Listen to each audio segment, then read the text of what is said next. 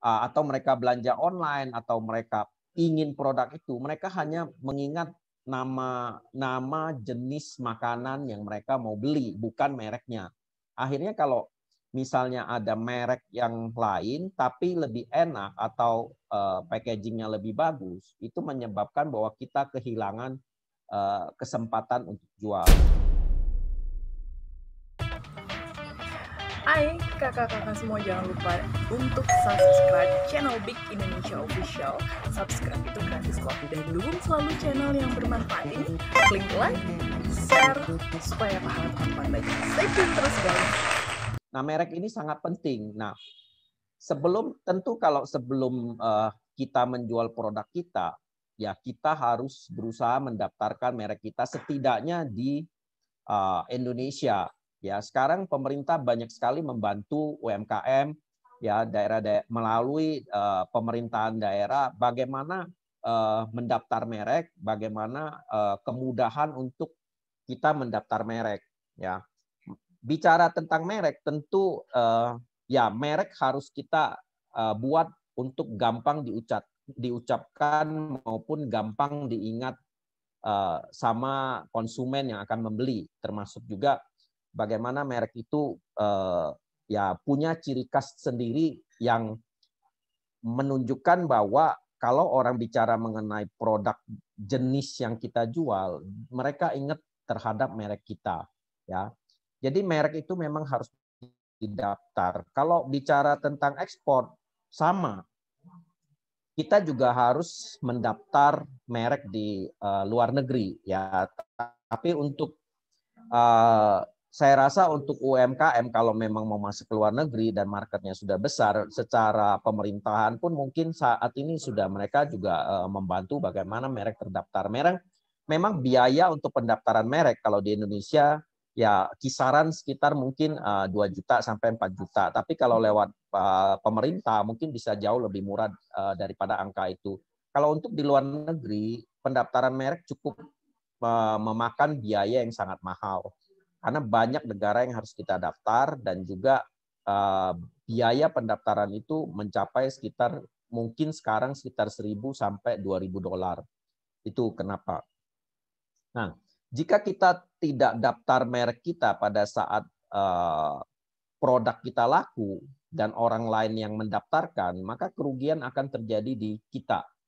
Ya, contoh kalau Bapak Ibu jual satu produk, terus produk itu ternyata bisa diterima, booming dan sebagainya, tapi mereknya belum Bapak Ibu daftar, ya. Pebisnis atau yang orang yang suka menyontoh produk atau perusahaan besar, ya, mereka tinggal buat, oh, merek ini mereka daftar, mereka buat yang produk yang sama, mereka tambahkan dengan strategi marketing atau promosi atau iklan, otomatis produk itu sudah akan menjadi booming. Apakah banyak kasus seperti itu? Sangat banyak, ya, baik di Indonesia maupun di luar negeri sangat banyak. Apalagi kalau kita masuk market ekspor. Market ekspor begitu kita masuk, produk itu bisa diterima di konsumen dalam waktu sebulan, 2 bulan, sudah banyak sekali perusahaan yang mencontoh produk kita dengan kalau kita tidak daftar merek di sana, maka akan mereka menggunakan merek kita atau mereka menggunakan bahasa lokal.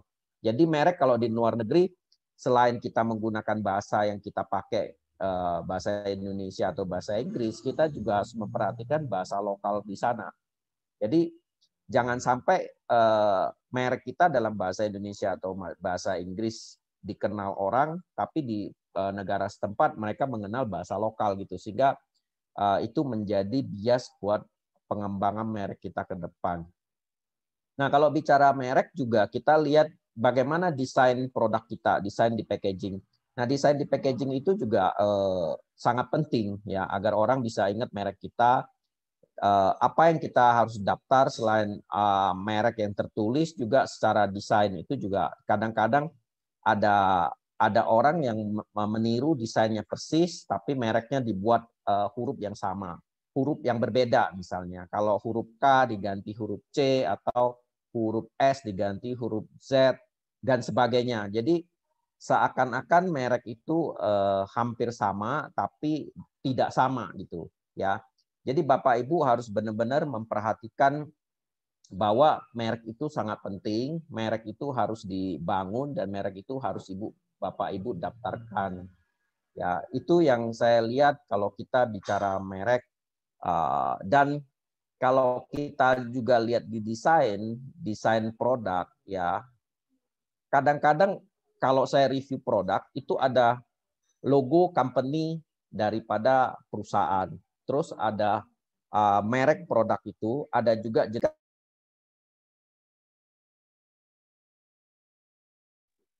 Pak Joni ke mute.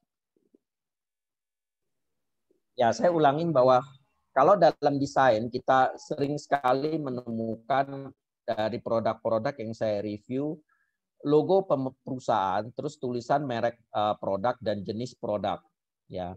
Nah, itu seringkali terjadi bahwa merek dan logo perusahaan dibuat kecil, sedangkan jenis produk dibuat sangat besar.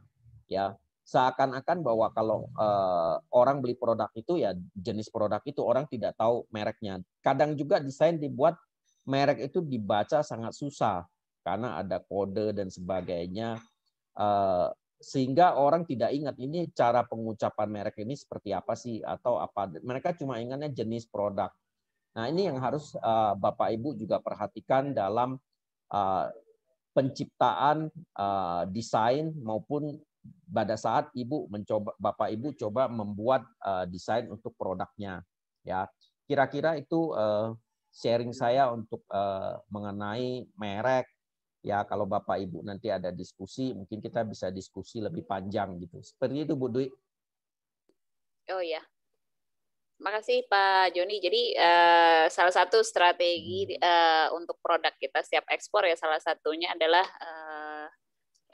secara produk kita juga harus siap gitu ya Pak, kurang lebih ya dari sisi merek, dari sisi packaging. Betul, dari sisi merek. Betul. Dari sisi merek.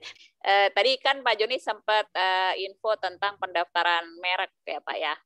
Nah, dari pengalaman Pak Joni, baiknya pendaftaran merek ini kalau kita produk memang sudah mau kita targetkan untuk diekspor ya Pak. Baiknya pendaftaran merek ini didaftarkan di Indonesia atau di negara tujuan kita yang memang kita sudah punya market di situ gitu Pak. Menurut Pak Joni gimana? Keputus-putus nggak suara saya? Paling penting Bu, satu paling penting tadi sudah jelas Bu. Paling penting pertama di Indonesia kita harus daftarkan. Itu paling penting ya, Indonesia kita harus daftar merek kita sehingga setidaknya kita punya sertifikat merek di Indonesia. Nah, negara tujuan kita tinggal lihat seberapa besar rencana bisnis kita mau kita kembangkan di sana. Ya, pasti juga negara tujuan kita harus daftarkan. Cuma tadi saya sampaikan bahwa biaya pendaftaran merek di luar negeri tentu tidak murah, yaitu mencapai 1.000 sampai 2.000 dolar. Kalau di Indonesia kisaran mungkin 2 juta sampai 3 juta atau bahkan kalau program pemerintah untuk pendaftaran merek bisa lebih murah dari biaya itu, bahkan mungkin gratis sekarang ya untuk pendaftaran merek.